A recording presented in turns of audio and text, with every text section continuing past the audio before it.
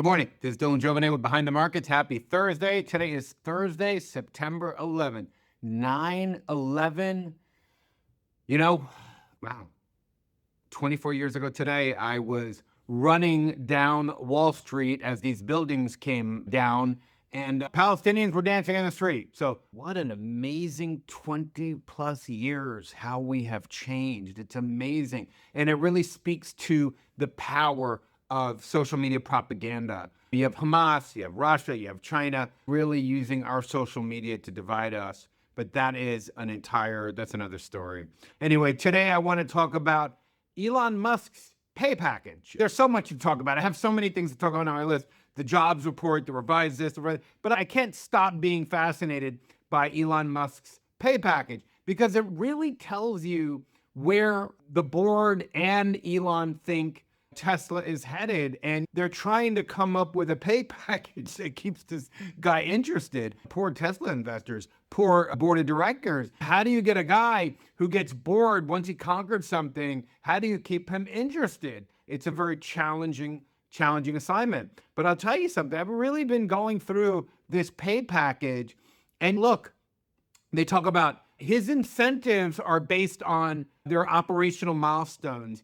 And Tesla used to be an EV company, for sure. It's when you look at this compensation package that we're really moving away from EVs as a prime focus, which is really interesting. It looks like the EVs are shrinking as a priority for Tesla. So it's really interesting to see this happen. The man who basically invented, for lack of a better word, the modern market for electric vehicles, Tesla, the company that invented that market, is really pushing away from that. And I understand why. If you look at the history of car companies, no matter what, basically whatever you do that's successful, big companies copy it. And they usually have economies of scale so they can really discount and really just blow you out of the water. And he's starting to feel that pressure. Toyota and this company, that company, they have really reasonable, good EV offerings. And of course, his political stuff has gotten him in trouble, quote unquote, with half the country. But that's a whole other story. So what is Tesla looking at? What are they looking at doing? How are they going to compensate this man? Because everybody's focused on the size of the pay package. It's $1 trillion. It's really shocking. It's astonishing to say we're going to pay someone $1 trillion. It's almost offensive. Really, it is offensive. Who am I kidding?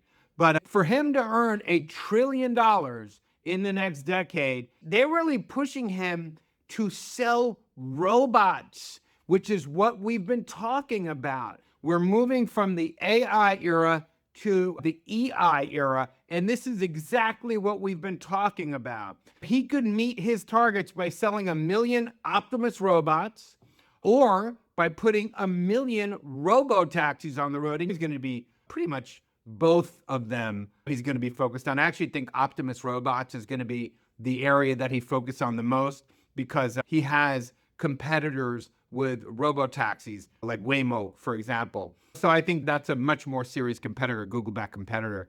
I think robots really, and let's be realistic, robo-taxis are driving robots. So we're talking about a robot car, basically. So you're just telling it where to go and what to do.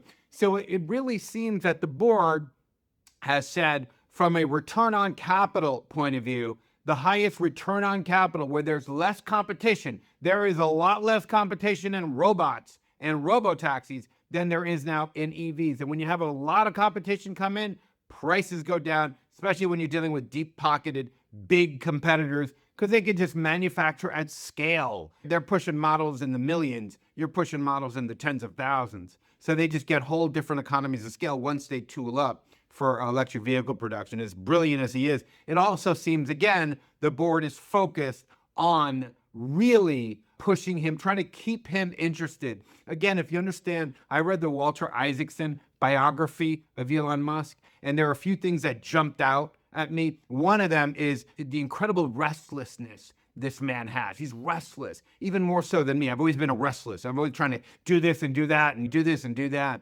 But he has a restlessness that it's crazy, really. I wouldn't want to trade shoes with him. He seems like a deeply unhappy person. But whatever, he's also the richest person in America, but it's not worth it to me if you're that unhappy. Anyway, so robots and robo-taxis, that is what the board is tying that trillion-dollar pay package to, even more so than EVs. So it seems that Tesla is pivoting from an EV company to a robot and robo-taxi company. And that's a lot of what his operational goals, the operational metrics in the pay package are tied to.